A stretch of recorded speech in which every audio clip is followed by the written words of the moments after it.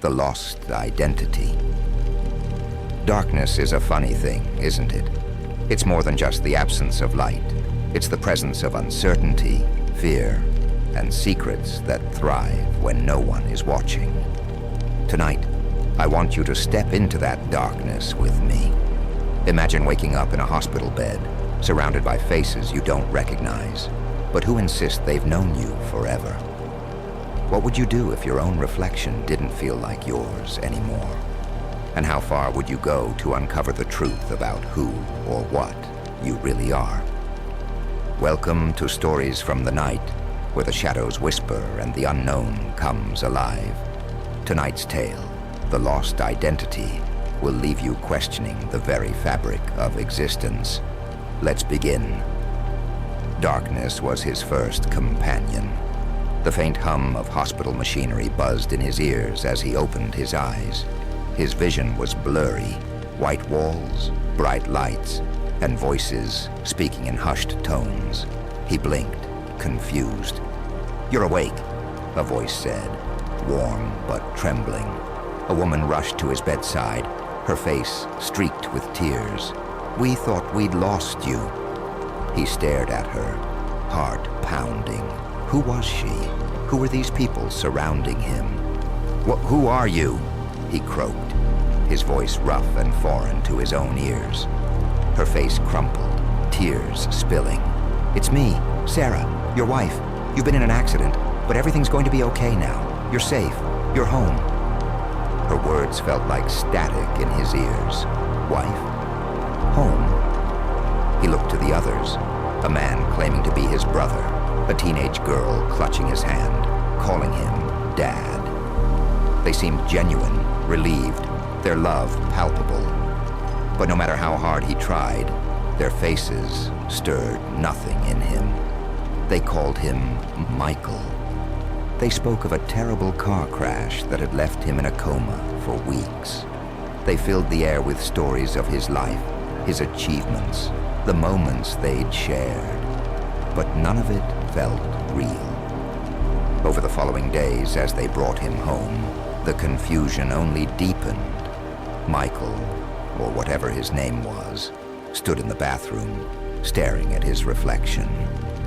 At first it seemed ordinary, but then he leaned closer. His reflection didn't move in sync. It tilted its head slightly, staring at him as if studying him. He stumbled back, his breath quickening. When he looked again, the reflection was normal. "Just your mind playing tricks on you," Sarah said later when he mentioned it. "It's the trauma. You'll feel like yourself soon enough." But he didn't feel like himself. Every room in the house felt alien, filled with objects he didn't recognize. And then he found the note. Tucked into the back of a drawer, it was scrawled on a piece of paper that looked decades old. 5 words, smeared but legible. "You're not who they think." His stomach twisted. What did that mean? Who was he? Every time he suggested stepping outside, Sarah or his brother would quickly shut him down. "You're not ready," they'd insist. "You could hurt yourself." Every door was locked, every window sealed tight. He began to feel like a caged animal, his panic rising. Worse, the whispers started. Late at night when the house was quiet, he heard voices. They didn't sound human. Low, guttural murmurs echoed through the walls, mentioning a name that sent chills down his spine. Jonathan. He asked Sarah about it one morning. "Who's Jonathan?" She froze, her hand mid-air over the coffee pot. Her smile was tight. "You're imagining things. There's no Jonathan here." Her denial only fueled his paranoia. The whispers grew louder. One night while the family slept, Michael roamed the house. His unease had become unbearable, gnawing at him. He was determined to find something, anything, to explain the strange memories that weren't his, the flickers of images that haunted him. That's when he saw it, a door hidden in the shadows of the basement. It was barely visible, its edges blending into the dark wood paneling. He pushed it open and stepped inside.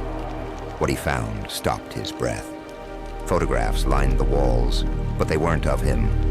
Or at least, they shouldn't have been.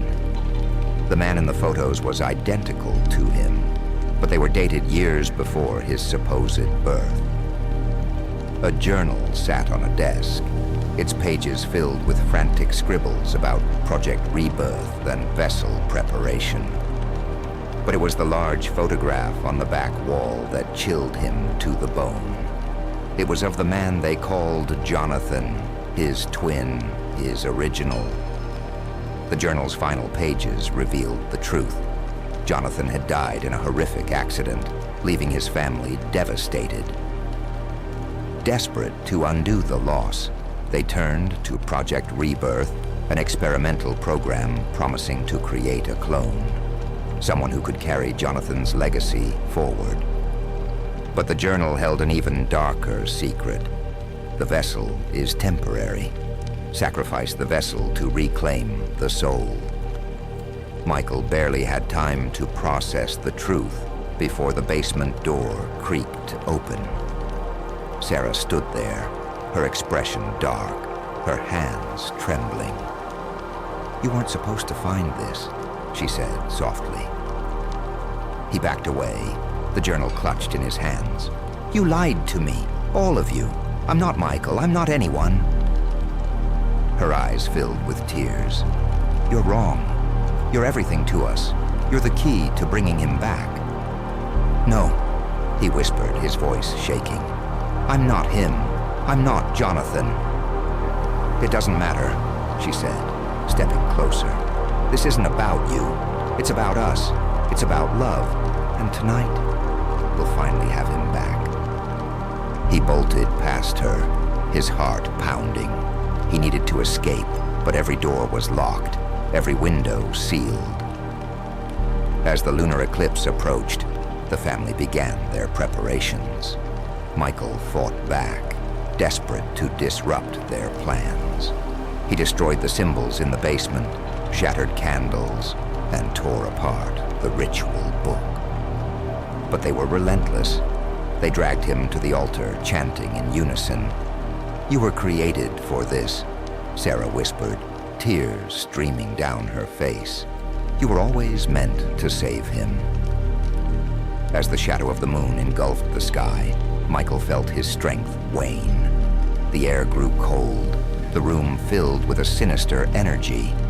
Michael screamed, his mind fracturing under the weight of memories, his, Jonathan's, and something else entirely. But then something snapped. With one final burst of strength, he broke free, disrupting the ritual. The room plunged into chaos, candles toppled, symbols burned, and the family screamed in agony as the energy turned on them. He ran, his mind reeling. He didn't know who he was or what he had become, but he was free. Or was he? As he passed a mirror in the hallway, his reflection lingered again. This time, it smiled. Would you fight for a life that was never yours? Or would you surrender to the darkness, knowing it held the truth? If this story sent chills down your spine, don't forget to like the video, subscribe to Stories from the Night, and hit the bell so you'll never miss another eerie tale. Until next time, remember, the scariest shadows are the ones that live inside us.